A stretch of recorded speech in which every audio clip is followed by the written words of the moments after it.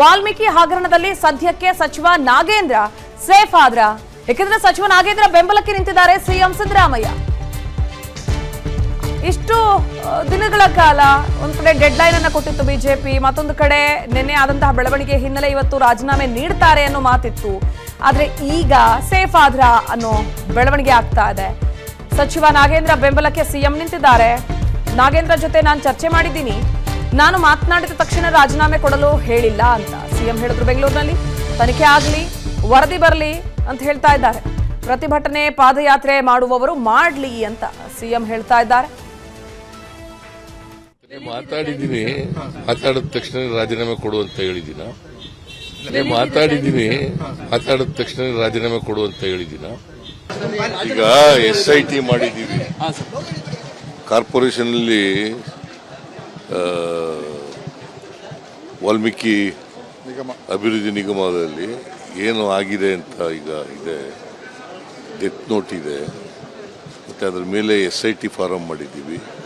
SIT ಜೊತೆ ಇನ್ನೂ ಮಾತಾಡಿ ನಾನು ವಿಲ್ ಟೇಕ್ ಇಟ್.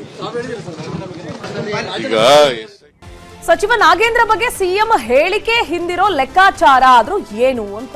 ಯಾಕಂದ್ರೆ ಇದೇ ಸಂದರ್ಭದಲ್ಲಿ ಅದೇ KS ಈಶ್ವರಪ್ಪ ಅವರು ಮಾಡಿದಂತಹ ಒಂದು ಹಗರಣ ಅನ್ನೋದಕ್ಕಿಂತ ಹೆಚ್ಚಾಗಿ ಅವರ ಮೇಲೆ ಬಂದ ಆರೋಪದ ಸಂದರ್ಭದಲ್ಲಿ ಇದೇ ವಿಪಕ್ಷದಲ್ಲಿದ್ದಂತಹ ಕಾಂಗ್ರೆಸ್ ನಾಯಕರು ಅವರ ರಾಜೀನಾಮೆ ಪಡ್ಕೊಳ್ಳೋವರೆಗೂ ಬಿಡ್ಲಿಲ್ಲ.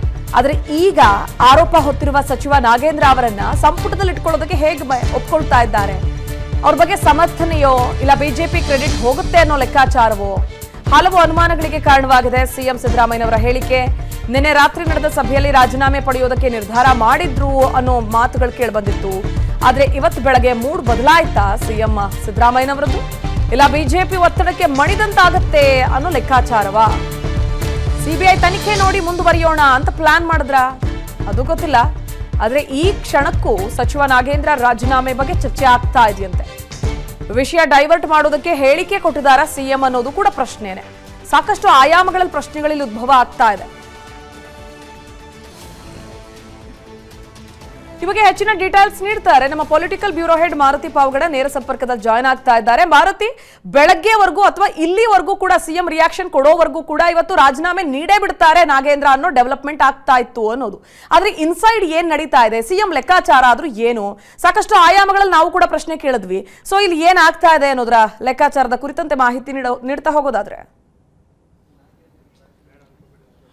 ಪ್ರತಿಭಾ, ಈ ಪ್ರಕರಣ ರಾಜ್ಯ ಸರ್ಕಾರಕ್ಕೆ ಮುಜುಗರ ತರಿಸಿರುವಂಥದ್ದು ನಿಜ. ಅದರಲ್ಲೂ ಸಿದ್ದರಾಮಯ್ಯ ಮತ್ತು DK ಶಿವಕುಮಾರ್ ಇಬ್ಬರಿಗೂ ಕೂಡ 1 ವರ್ಷ ಪೂರೈಸಿರುವಂತಹ ಒಂದು ಉತ್ಸಾಹದಲ್ಲಿ ಇದ್ದಾರೆ. ಹೀಗಾಗಿ ಇದು ದಿನೇ ದಿನೇ ಬೆಳೆದಂತೆಲ್ಲ ವಿಪಕ್ಷವಾದಂತಹ ಬಿಜೆಪಿ ಇದನ್ನ ಅಸ್ತ್ರವನ್ನಾಗಿ ಮಾಡಿಕೊಳ್ಳುತ್ತೆ. ಸದನದ ಒಳಗೂ ಮತ್ತೆ ಹೊರಗೆ ನಾವು ಇದಕ್ಕೆ ಅಸ್ತ್ರ ಮಾಡಿಕೊಡಬಾರ್ದು ಅನ್ನುವಂಥ ಒಂದು ರೀತಿಯಲ್ಲೇ ನಿನ್ನೆ ತಡರಾತ್ರಿ ನಡೆದಂಥ ಒಂದು ಸಭೆಯಲ್ಲಿ ಸುದೀರ್ಘವಾಗಿ ಚರ್ಚೆ ಮಾಡಿದ್ರು. ಚರ್ಚೆ ಮಾಡಿದ ಬಳಿಕ ನಾಗೇಂದ್ರ ಅವರಿಗೆ ಆ ಒಂದು ಸಲಹೆಯನ್ನು ಕೊಟ್ಟಿರುವಂಥದ್ದು, ನೀನು ಸದ್ಯಕ್ಕೆ ರಾಜೀನಾಮೆಯನ್ನು ಕೊಡಬೇಕಾಗುತ್ತೆ, ಹೀಗಾಗಿ ನೀನು ಮಾನಸಿಕವಾಗಿ ಸಿದ್ಧವಾಗಿರು ಅನ್ನುವಂಥ ಒಂದು ಸೂಚನೆಯನ್ನು ಕೊಟ್ಟಿದ್ರು. ಆದರೆ ಬೆಳಗ್ಗೆ ಅನಿವಾರ್ಯವಾಗಿ ಮಾಧ್ಯಮಗಳ ಮುಂದೆ ಸಮರ್ಥೆಗೆ ನಿಂತ್ರ ಅನ್ನುವಂಥ ಒಂದು ಪ್ರಶ್ನೆ ಸಹಜವಾಗಿ ಉಟ್ಕೊಳ್ಳುತ್ತೆ. ಯಾಕಂತ ಹೇಳಿದ್ರೆ ಮಾಧ್ಯಮಗಳು ನಾಗೇಂದ್ರ ಅವರ ರಾಜೀನಾಮೆ ಯಾವಾಗ ಅಂತ ಹೇಳಿದ ತಕ್ಷಣ ಈ ಕ್ಷಣದಲ್ಲೇ ನಾನು ತಗೊಳ್ತೀನಿ ಅಂತ ಹೇಳೋದಕ್ಕೆ ಆಗೋದಿಲ್ಲ. ಆದರೆ ನಿನ್ನೆ ಚರ್ಚೆ ಆಗಿರುವುದು ನಿಜ.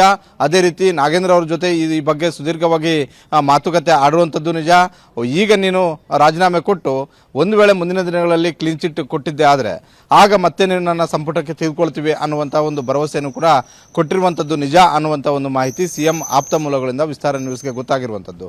ಹೀಗಾಗಿ ಸಿದ್ದರಾಮಯ್ಯ ಅವರು ಇವತ್ತು ಯಾವ ಕಾರಣಕ್ಕೋಸ್ಕರ ಈ ಹೇಳಿಕೆ ಕೊಟ್ಟರು ಅಂತ ಹೇಳಿದ್ರೆ, ಒಂದು ಸಿದ್ದರಾಮಯ್ಯ ಅವರ ಇರುವಂತಹ ಒಂದು ಸಂದಿಗ್ಧ ಪರಿಸ್ಥಿತಿಯಲ್ಲಿ ಒಂದು ವೇಳೆ ಏಕಾಏಕಿ ಹೌದು ನಾನು ರಾಜೀನಾಮೆ ಕೂಡ ಕೇಳಿದ್ದೀನಿ, ಇವತ್ತು ಕೊಟ್ಟೆ ಕೊಡ್ತಾರೆ ಅಂತ ಹೇಳಿದ್ರೆ ಅದನ್ನ ಬಿಜೆಪಿ ಪಾಸಿಟಿವ್ ಆಗಿ ತಗೊಳ್ಳುತ್ತೆ. ನಮ್ಮ ಹೋರಾಟಕ್ಕೆ ಸಿದ್ದರಾಮಯ್ಯ ಅವರು ಮಾಡಿದ್ರು, ಸರ್ಕಾರ ಮಾಡಿತು, ನಾಗೇಂದ್ರ ಅವರ ರಾಜೀನಾಮೆಯನ್ನು ಪಡ್ಕೊಳ್ಳೋದ್ರಲ್ಲಿ ನಾವು ಯಶಸ್ವಿ ಆದ್ವಿ ಅನ್ನುವಂಥ ಒಂದು ಹೇಳಿಕೆ ರಾಜಭವನದಿಂದಲೇ ಬರ್ತಿದ್ರು. ಯಾಕಂತ ಹೇಳಿದ್ರೆ ಆ ಸಂದರ್ಭದಲ್ಲಿ ಬಿಜೆಪಿ ನಿಯೋಗ ರಾಜಭವನದ ಒಳಗಡೆ ಇತ್ತು, ರಾಜ್ಯಪಾಲರನ್ನ ಭೇಟಿ ಮಾಡಿತ್ತು, ರಾಜ್ಯಪಾಲರಿಗೆ ಮನವಿ ಕೊಡ್ತಾ ಇತ್ತು. ಹಾಗಾಗಿ ಆ ಸಂದರ್ಭದಲ್ಲಿ ಸಿದ್ದರಾಮಯ್ಯ ಅವರು ನಾನು ಕೊಡೋಕೆ ಕೇಳಿದ್ದೀನಿ ಅಂತ ಹೇಳಿದ್ರೆ ಹೊರಗಡೆಗೆ ಬಂದ ತಕ್ಷಣ ವಿಜೇಂದ್ರ ಮತ್ತೆ ಅಶೋಕ್ ಅವರು ನಮ್ಮ ಒತ್ತಡಕ್ಕೆ ಮಣಿದು ಕೊನೆಗೂ ಕೂಡ ರಾಜೀನಾಮೆ ತಗೊಂಡ್ರು ಅನ್ನುವಂತ ಒಂದು ಹೇಳಿಕೆಯನ್ನ ಕೊಡ್ತಾ ಇದ್ರು. ಹೀಗಾಗಿ ಸಿದ್ದರಾಮಯ್ಯ ಅವರು ಇವತ್ತಲ್ಲ, ನಾಳೆ ಅಲ್ಲ, ಇಲ್ಲ ನಾಡಿದ್ದಲ್ಲ, ಇಲ್ಲ ಇನ್ನು 3-4 ದಿನ ಆಗ್ಬೋದು ನಾಗೇಂದ್ರ ಅವರ ರಾಜೀನಾಮೆ ತೆಗೆದುಕೊಳ್ಳೋದು ನಿಶ್ಚಿತ. ಇದರಲ್ಲಿ ಯಾವುದೇ ಅನುಮಾನ ಇಲ್ಲ. ಯಾಕಂತ ಹೇಳಿದ್ರೆ ಈ ಪ್ರಕರಣದಲ್ಲಿ ಹಣ ವರ್ಗಾವಣೆ ಆಗಿರುವಂಥದ್ದು ಬೇರೆ ಬೇರೆ ಬೇನಾಮಿ ಕಂಪನಿಗಳಿಗೆ ಬ್ಯಾಂಕಿಂದಲೇ ಹೋಗಿರೋದ್ರಿಂದ ಇದು ಮುಂದಿನ ದಿನಗಳಲ್ಲಿ ಇನ್ನಷ್ಟು ಕ್ರೂಷಿಯಲ್ ಆಗುತ್ತೆ ಈ ಪ್ರಕರಣ ಅನ್ನುವಂತಹ ಅನ್ನುವಂತಹ ಒಂದು ಮಾಹಿತಿ ಸಿದ್ದರಾಮಯ್ಯಗೂ ಸಿಕ್ಕಿದೆ, ಅದೇ ರೀತಿ ಗೃಹ ಸಚಿವರಿಗೂ ಕೂಡ ಸಿಕ್ಕಿದೆ. ಒಂದು ವೇಳೆ ಸಿಬಿಐ ಎಂಟ್ರಿ ಆಗಿದ್ದೆ ಆದರೆ ಆ ಸಂದರ್ಭದಲ್ಲಿ ಸರ್ಕಾರಕ್ಕೆ ಇನ್ನಷ್ಟು ಮುಜುಗರ ಆಗುತ್ತೆ. ಆ ಮುಜುಗರದಿಂದ ತಪ್ಪಿಸ್ಕೊಳ್ಳೋ ಸಲುವಾಗಿ ಅದಕ್ಕೂ ಮೊದಲೇ ನಾವು ನಾಗೇಂದ್ರ ಅವರ ರಾಜೀನಾಮೆಯನ್ನ ಪಡ್ಕೊಂಡ್ರೆ ಒಂದು ಕಡೆ ವಿಪಕ್ಷಕ್ಕೂ ಅಸ್ತ್ರ ಆಗದಂತೆ ಇರುತ್ತೆ ಅನ್ನುವಂತ ಒಂದು ರೀತಿಯ ಚರ್ಚೆಗಳು ಆರಂಭ ಆಗಿರುವಂತದ್ದು, ಆ ಮಾತುಕತೆಗಳು ಆಗಿರುವಂತದ್ದು. ಹೀಗಾಗಿ ಸಿದ್ದರಾಮಯ್ಯ ಅವರು ಇವತ್ತು ಏನೇ ಹೇಳಿದ್ರು ಕೂಡ 2-3 ದಿನದ ಒಳಗಾಗಿ ರಾಜೀನಾಮೆ ತೆಗೆದುಕೊಳ್ಳೋದು ನಿಶ್ಚಿತ ಅಂತಾನೆ ಹೇಳ್ಬೋದು. ಪ್ರತಿಭಾ, ಓಕೆ, ಥ್ಯಾಂಕ್ ಯು ಮಾರುತಿ ಡೀಟೇಲ್ಸ್ಗಾಗಿ. ಅನುಕ್ಷಣದ ಸುದ್ದಿಗಳಿಗಾಗಿ ವಿಸ್ತಾರ ನ್ಯೂಸ್ ಯೂಟ್ಯೂಬ್ ಚಾನೆಲ್ ಸಬ್ಸ್ಕ್ರೈಬ್ ಮಾಡಿ. ಹೊಸ ಸುದ್ದಿಗಳ ನೋಟಿಫಿಕೇಶನ್ಗಾಗಿ ಬೆಲ್ ಐಕಾನ್ ಕ್ಲಿಕ್ ಮಾಡಿ. ಲೇಟೆಸ್ಟ್ ಅಪ್ಡೇಟ್ಸ್ಗಾಗಿ www.vistaranews.com ವೆಬ್ಸೈಟ್ಗೆ ವಿಸಿಟ್ ಮಾಡಿ. ಅಂಗೈಯಲ್ಲೇ ಜಗತ್ತಿನ ಸುದ್ದಿ ತಿಳಿಯಲು ವಿಸ್ತಾರ ನ್ಯೂಸ್ ಕನ್ನಡ ಆಪ್ ಡೌನ್ಲೋಡ್ ಮಾಡಿ.